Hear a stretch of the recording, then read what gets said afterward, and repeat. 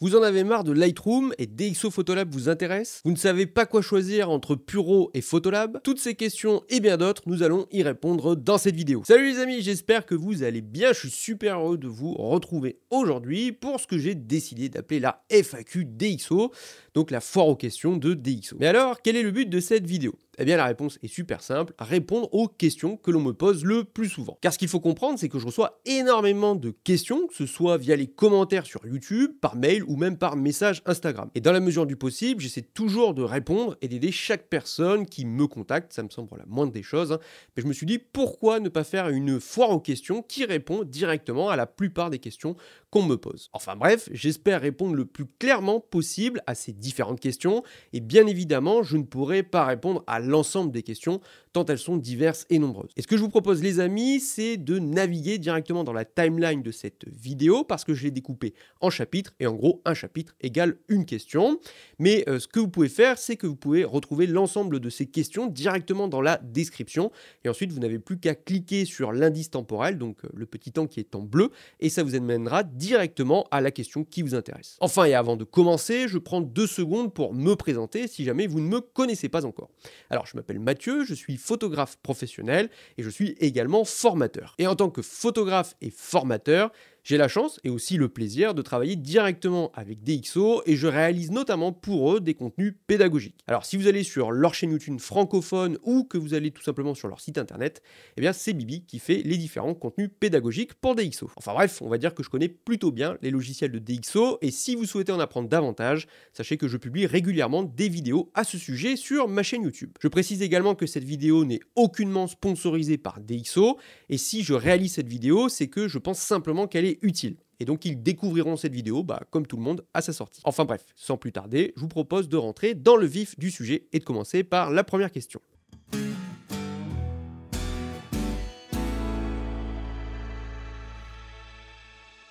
Alors pour commencer, je voulais revenir sur un point qui me semble important. DxO, c'est une entreprise française. Mais ça, j'ai l'impression que beaucoup de personnes l'ignorent et vous avez un certain nombre de personnes qui pensent que DxO est une entreprise américaine et je pense que c'est pour plusieurs raisons. Alors la première, c'est que dans l'imaginaire collectif, les entreprises du numérique sont pour la plupart américaines. Et dans le monde de la photo, les acteurs français sont si rares qu'on en oublie presque qu'il y a un savoir-faire là-dessus en France. Ensuite, la deuxième raison, c'est aussi le nom DxO. Car DxO, c'est un acronyme où le D veut dire digital et le O veut dire optics. Et alors le X là-dedans, si je me souviens bien, c'est simplement un lien entre les deux autres lettres. Car DxO, c'est une entreprise qui vient de fêter ses 20 ans et qui s'est très rapidement spécialisée, notamment dans les corrections optiques. Et ensuite, au fil des années, ils se sont simplement diversifiés, mais au départ, leur savoir-faire, c'est bien l'analyse et la correction des défauts optiques. Et cette correction des défauts optiques, nous allons très largement en reparler juste après dans cette vidéo. Alors je pense qu'on aura l'occasion de reparler de tout ça de manière plus large et dans d'autres vidéos, mais il faut savoir que DxO, c'est une entreprise française avec un savoir-faire assez exceptionnel et surtout ils possèdent leur propre laboratoire en interne où leurs laborantins passent en revue des dizaines d'optiques par an pour les caractériser et ensuite créer des modules optiques afin de tout simplement en corriger les défauts. Et tout ça, c'est rue Nationale à Boulogne-Billancourt en banlieue parisienne.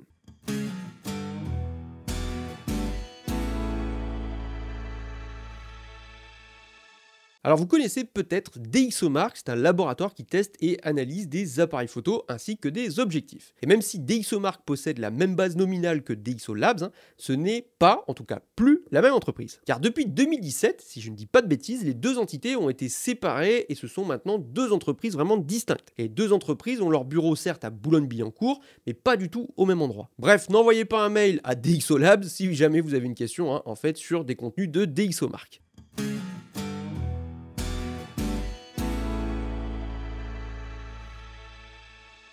Alors je pense que parmi tous les messages que je reçois, ce que je lis le plus souvent, c'est le mécontentement général face à la politique tarifaire d'Adobe et surtout la volonté de beaucoup de personnes de s'en émanciper. Car il y a un point important avec l'abonnement Adobe, c'est que si jamais vous arrêtez de payer, en fait vous n'accédez plus du tout à vos catalogues et ça c'est fini, c'est terminé. Alors certes, vos photos sont toujours stockées dans votre ordinateur, mais vous ne pourrez plus accéder donc à vos catalogues et de fait à toutes les éditions qui vont avec. Et ce point, il agace de plus en plus des personnes et c'est notamment pour cela que beaucoup s'intéressent au logiciel de DxO. Car la grosse différence entre Adobe et DxO, c'est la politique tarifaire, car chez DxO, il fonctionne avec la politique d'achat de licence. Alors maintenant, je vais apporter un petit peu de précision, ce que l'on entend par licence à vie, lorsqu'on parle des logiciels de DxO. Quand vous achetez une licence d'un logiciel chez DxO, vous pourrez l'utiliser, ce logiciel, sans limite de temps. Alors, je vais vous prendre un exemple concret pour illustrer mon propos. Par exemple, vous achetez DxO Photolab 8 Elite au prix de 229 €. Et pour ce prix, vous achetez une licence avec une clé d'activation et vous pourrez profiter de toutes les mises à jour mineures de la version 8, donc la 8.1, la 8.2, etc. Là, on est à la version 8.7. Par contre, l'achat d'une licence DxO ne vous permet pas de profiter des mises à jour que l'on appelle majeures, et ce gratuitement. Pour le dire autrement, si vous achetez la version 8, vous n'aurez pas la mise à jour vers la version 9 gratuitement. C'est pour cela que je préfère préciser le principe de licence à vie. Quand DxO vous dit que c'est une licence à vie, c'est qu'une fois que vous avez acheté une version majeure, vous pourrez en effet l'utiliser sans limite de temps et sans repasser par la case tiroir caisse. Alors ça, je sais que c'est un sujet qui crée du débat chez la clientèle de DxO, et je vais vous donner mon point de vue quand même sur le sujet. Parce que dans le monde du logiciel, le principe de la licence à vie, y compris avec les mises à jour majeures, c'est quelque chose d'extrêmement rare. Beaucoup prennent l'exemple de DaVinci Resolve Studio, qui est un logiciel de montage vidéo que je connais bien, puisque c'est le logiciel que j'ai acheté pour monter mes vidéos et que j'ai payé un petit peu plus de 300 € TTC. Alors quand vous achetez DaVinci Resolve Studio, vous payez une fois et vous avez toutes les mises à jour à vie, y compris les mises à jour majeures. Donc 300 € et basta, et vous l'avez par la suite. Mais alors pourquoi c'est pas comme ça chez DxO et chez bien d'autres studios? Eh bien parce que chez Blackmagic, l'entreprise qui conçoit DaVinci Resolve Studio, ils ne vendent pas que du logiciel, mais aussi toute une gamme de produits pour les vidéastes. Et ces produits, ça va des caméras aux tables de mixage et compagnie. Enfin bref, ils ont vraiment tout un lot de produits hardware. Alors DxO, comme beaucoup d'entreprises, eux, ils ne font que du logiciel. Donc une politique tarifaire comme celle de Blackmagic n'est tout simplement pas tenable et rentable financièrement sur la durée. Et donc si on vend par exemple une licence une seule fois, comment est-ce qu'on fait pour financer l'innovation et la création de nouvelles versions? Et chez Blackmagic, en fait, le logiciel DaVinci Resolve, ce n'est qu'un hameçon pour pousser les vidéastes à utiliser le logiciel et ensuite s'équiper de matériel vendu par la marque qui sont conçus et optimisés pour encore mieux monter des vidéos. Bref, pousser le client à utiliser l'écosystème dans son ensemble, mais quand on ne veut que du logiciel, c'est vrai que ce n'est pas tenable économiquement sur la longueur. C'est pour cela que chez DxO, les mises à jour majeures sont payantes et DxO propose une réduction à ses clients qui possèdent une précédente version du logiciel, et ce sur 2 générations. Donc par exemple pour DxO Photolab, les clients qui possèdent Photolab 6 et Photolab 7 peuvent passer à la version 8 pour 109 € contre 229 € en prix normal. Par contre, ceux qui possèdent une version encore plus ancienne devront payer le plein tarif pour passer à la version 8.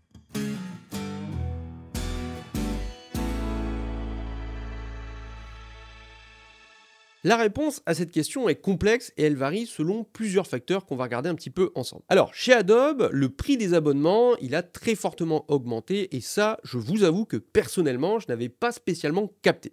Et aujourd'hui, un nouveau client qui veut la formule que l'on appelle photographie chez Adobe, donc c'est-à-dire avec Lightroom et Photoshop, il va payer 23,99 € par mois. Alors, pour ce prix, on a Lightroom classique, Photoshop et 1 Tera de stockage sur le cloud de chez Adobe. Alors, personnellement, j'ai depuis longtemps l'ancien abonnement qui s'appelait Photographie et qui a disparu depuis. Et pour 11,99 € par mois, j'ai Lightroom classique et Photoshop, mais aussi 20 Go de stockage dans le cloud d'Adobe. Alors cette offre, elle a disparu, et aujourd'hui, si vous voulez Lightroom et Photoshop, c'est 24 balles par mois. Alors grosse mesquinerie en plus de la part d'Adobe, vous n'avez que 25 crédits génératifs par mois. Donc en gros, vous payez le double et en plus, vous n'avez plus que 25 crédits génératifs par mois. Et alors il faut savoir que moi, sur mon forfait, j'en ai 250. Enfin bref, cette hausse des tarifs est due à plusieurs choses. D'abord, une course à l'intelligence artificielle qui demande des ressources informatiques colossales et qui coûtent très cher, mais aussi et surtout une augmentation significative des bénéfices pour Adobe, et l'entreprise n'a jamais autant gagné d'argent qu'aujourd'hui. Enfin bref, de fait, beaucoup en ont marre et ils veulent tout simplement arrêter les frais, d'où la solution DxO. Et pour comparer les coûts, on va prendre 2 situations, vous allez comprendre. Première solution, vous avez un abonnement Lightroom seul, aujourd'hui à 14,62 € par mois. À l'année, cela revient à 175,44 € et en 2 ans, cela coûte un chouïa plus de 350 €. Alors si maintenant on achète Photolab, 229 € une première année, et qu'ensuite on fait la mise à jour vers vers la nouvelle version majeure à 109 € l'année suivante, on arrive à un total de 340 €. Donc si on compare la première année, DxO Photolab est forcément plus cher, mais dès la deuxième année d'utilisation, c'est le même prix, c'est grosso modo c'est pareil, et ensuite sur les années, Photolab est moins cher. Alors la première chose, c'est que tout d'abord, quand on investit dans un logiciel d'édition, c'est pas pour un an, mais pour des années, car on se forme et surtout on prend ses habitudes dans son workflow. Et donc en comparaison, si on décide de faire la mise à jour DxO à 109 € chaque année, ça sera toujours moins cher que de payer 175 € d'abonnement chez Adobe simplement pour avoir Lightroom. Et la deuxième chose, c'est que chez DxO, rien n'oblige chaque client à faire la mise à jour chaque année. C'est-à-dire que vous pouvez très bien la faire tous les 2 ans par exemple, ce qui fait encore un prix plus bas quand on y réfléchit. Mais la différence, c'est que même si on n'achète pas la mise à jour, on peut toujours utiliser tranquillement le logiciel, alors que chez Adobe, dès qu'on arrête de payer, tout simplement, on n'a plus du tout accès au catalogue et le logiciel est inutilisable. Maintenant, on va passer à la deuxième situation, si on a besoin de Lightroom et de Photoshop. Dans ce cas-là, on prend l'abonnement à 23,99 € par mois. Alors maintenant, à l'année, cela coûte 287,88 €, ce qui commence quand même à faire une somme. Mais si vous cherchez une alternative à Lightroom plus Photoshop, vous avez l'alternative Photolab couplée à Affinity Photo. Alors, la licence Elite de Photolab coûte 229 € en achat unique et Affinity Photo, le concurrent de Photoshop, coûte 75 € également en achat unique. Alors, je ne connais pas bien la politique d'Affinity Photo, mais le logiciel est en version 2 et je ne connais pas bien le rythme de mise à jour, mais je ne pense pas quand même que ce soit annuel. Enfin bref, si on fait le calcul, c'est quand même vachement plus rentable que l'abonnement en équivalent chez Adobe. Bien évidemment, la question du coût varie aussi selon les logiciels que vous achetez chez DxO, et si vous en avez plusieurs, forcément le coût des mises à jour sera plus élevé. Néanmoins, gardons en tête que rien n'oblige le client à faire la mise à jour, et ça pour moi ce n'est pas un détail, c'est-à-dire que vous ne perdez pas l'utilisation du logiciel si vous arrêtez de payer l'abonnement. Gardons en tête que beaucoup de photographes amateurs veulent simplement un bon logiciel pour éditer leurs photos, sans forcément courir après les dernières nouveautés d'IA, et pour cela, DxO Photolab il fait très bien le job. Et pour terminer là-dessus, sachez que si jamais vous êtes intéressé par l'achat d'un logiciel DxO, je peux vous obtenir 15% de remise sur le prix d'une nouvelle licence. Alors pour ce faire, c'est super simple, il suffit de passer par le lien présent dans la description de cette vidéo, de coller le code promo qui est directement dans la description et le tout dans votre panier. Et avec ces 15%, Photolab passe par exemple de 229 à 195 € et 35 € d'économie, c'est toujours ça de prix.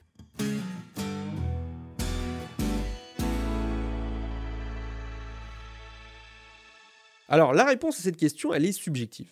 Alors cependant, de mon point de vue, les deux logiciels ont quand même pas mal de points communs et un utilisateur Lightroom prendra pour moi rapidement ses marques dans Photolab, surtout dans la partie édition. Je vous explique quand même rapidement les points communs et aussi les différences entre Lightroom et Photolab. Commençons par les points communs.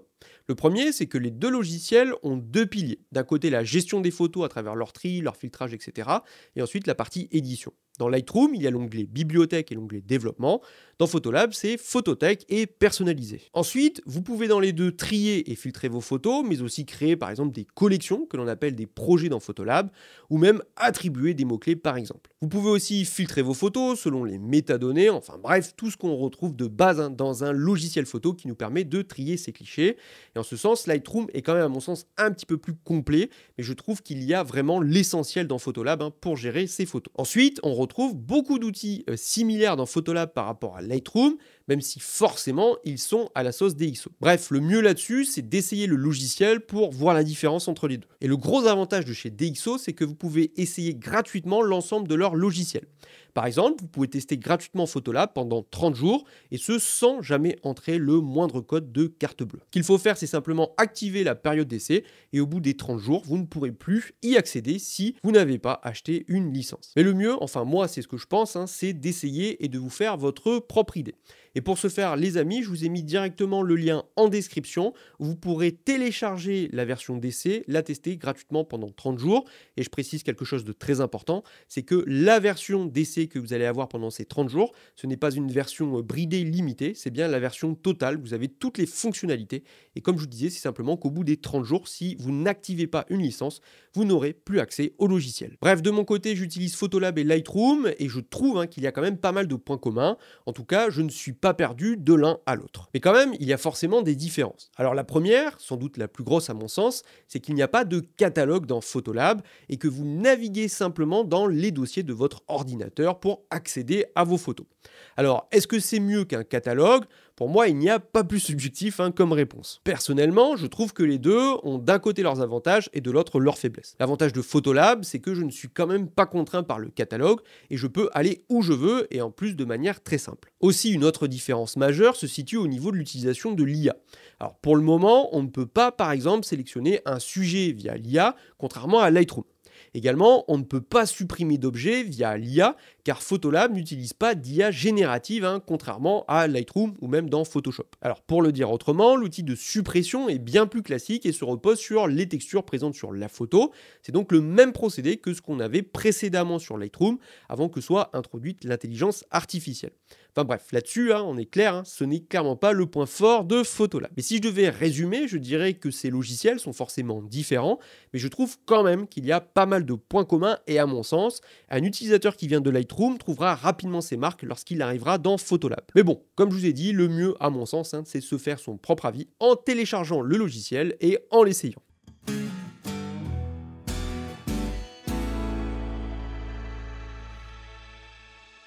Bon, voilà une question qui revient souvent. Pour comprendre la différence entre les deux logiciels, il faut partir de la base, la force de DxO.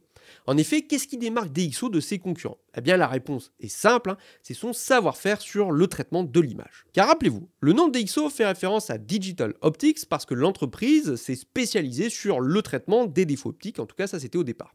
Et au fil des années, DxO s'est démarqué face à ses concurrents sur trois choses: le dématrissage, le débruitage et les modules optiques. Premièrement, le dématrissage, c'est l'interprétation d'un RAW en une image. Car rappelez-vous, un RAW, ce n'est pas un fichier imagé, mais bien une suite binaire de 0 et de 1. Et afin de transformer un RAW en une image, les logiciels d'édition font ce que l'on appelle du dématrissage, c'est-à-dire l'interprétation des données issues de la matrice colorée située sur le capteur de votre appareil photo. Et sur un capteur, chaque photosite est recouvert soit de vert, soit de rouge ou de bleu. Et pour trouver la couleur, il faut des algorithmes très complexes.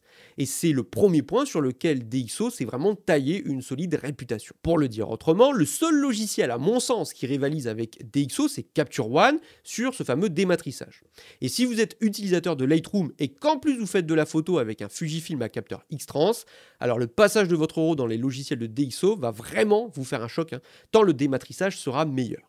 Ensuite, la deuxième force de DxO se situe au niveau du débruitage, car au fil des années, l'entreprise a investi en recherche et développement et ils ont une sacrée équipe de développeurs. Et en fait, les développeurs de DxO ont créé deux modèles, d'un côté D'Prime et de l'autre D'Prime XD. L'idée de ces deux modèles, c'est d'utiliser l'IA pour débruiter des photos à haut ISO et les débruiter au maximum. Et alors, les développeurs, ils ont créé des modèles d'algorithmes très complexes, donc de l'IA, pour étudier des millions et des millions de photos et pour comprendre comment se comporte le bruit numérique sur ces clichés. Et de là sont nés D'Prime et D'Prime XD. Si vous utilisez Lightroom et que vous êtes habitué au débruitage d'OP à l'IA, vous verrez que le débruitage de DxO est quand même un cran au-dessus et je pense qu'aujourd'hui sur le marché, en fait c'est tout simplement ce qui se fait de mieux. Enfin bref, si je résume pour le moment, les deux premiers points forts sont 1. Le dématrissage et 2. Le débruitage. Et il en reste un troisième, et ce troisième point, ce sont les modules optiques. Digital Optics oblige, on est en plein dans l'expertise DxO ici. Et dans leur bureau à Boulogne-Billancourt, les laborantins de DxO passent en œuvre des centaines d'objectifs et ils les testent dans tous les sens. De là, ce qu'ils font, c'est qu'ils créent ce qu'on appelle des modules optiques qui corrigent 4 choses. 1. Le vignetage, 2. Les aberrations chromatiques, 3. Les distorsions et 4. Le manque d'homogénéité de l'objectif sur l'ensemble du cadre de l'image. Et qu'on se le dise, cela n'a absolument rien à voir avec le profil de correction que l'on retrouve dans Lightroom.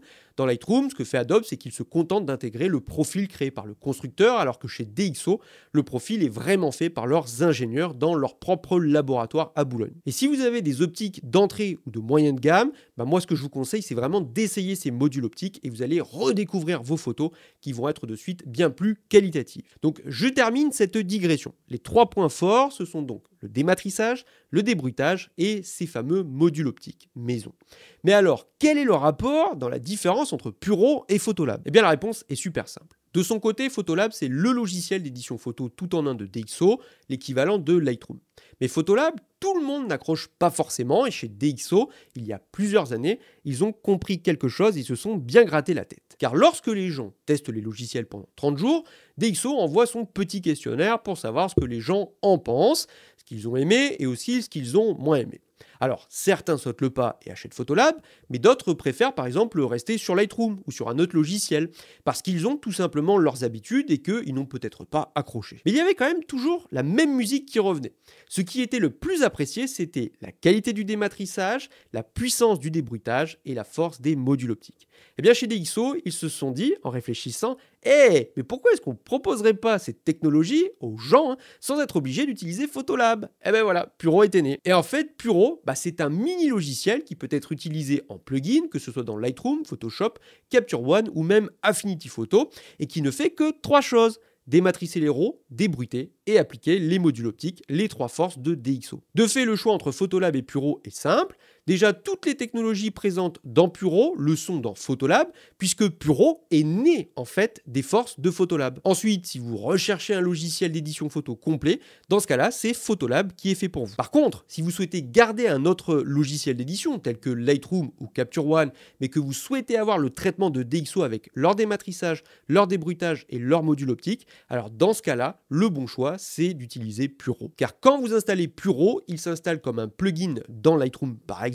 et vous pourrez envoyer une ou plusieurs photos donc en lot, et ensuite ça passera dans Puro et les photos seront renvoyées automatiquement dans votre catalogue Lightroom, mais vous aurez des RAW qui seront directement avec la qualité de traitement de DxO, donc vous obtiendrez des DNG linéaires.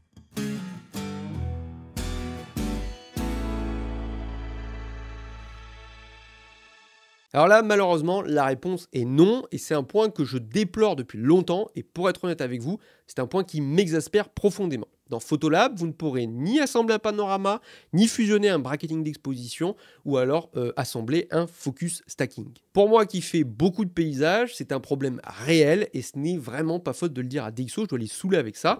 Mais si vous venez de Lightroom et que vous fusionnez beaucoup de panoramas, ou par exemple de bracketing, là, ça va vraiment devenir problématique.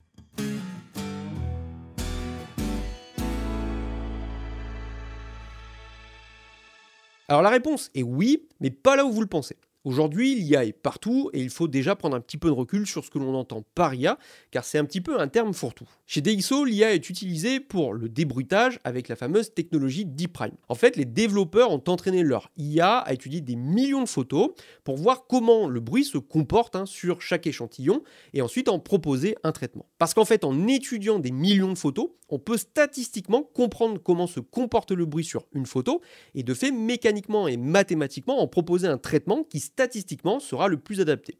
Et tout ça, en fait, ce sont simplement des mathématiques. Enfin bref, ce n'est pas de l'IA générative comme chez Adobe, et DxO n'utilise pas du tout les photos de ses clients, car ils ont leur propre base de données en interne.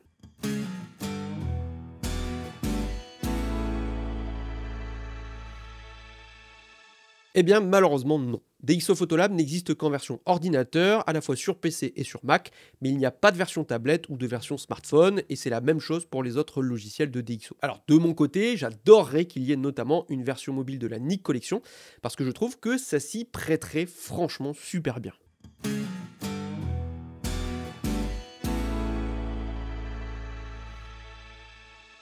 Alors la Nik Collection, c'est quand même un logiciel mythique qui a été racheté en 2017 par DxO et qui appartenait avant à Google. Et cette suite de plugins permet d'éditer avec beaucoup de créativité ses photos, notamment en noir et blanc avec l'incroyable plugin SilverFX. Coucou SilverFX, je t'adore. Mais en effet, on ne peut traiter ces photos qu'en JPEG ou en TIFF, et un RAW, il doit être obligatoirement converti dans l'un de ces deux formats pour être édité dans la Nik Collection. Mais la grande question, c'est pourquoi? Eh bien simplement parce que la Nik Collection ne possède pas de moteur de dématrissage. Donc pour le dire autrement, le logiciel ne saurait pas interpréter un RAW en une image, comme c'est le cas dans Photolab, et c'est aussi simple que ça. Donc pour utiliser un RAW dans la Nik Collection, vous devez obligatoirement partir d'un logiciel d'édition qui lui convertira votre photo en un TIFF ou un JPEG, et ça c'est selon vos choix, et ensuite ce fichier sera converti pour être lu dans la Nik Collection.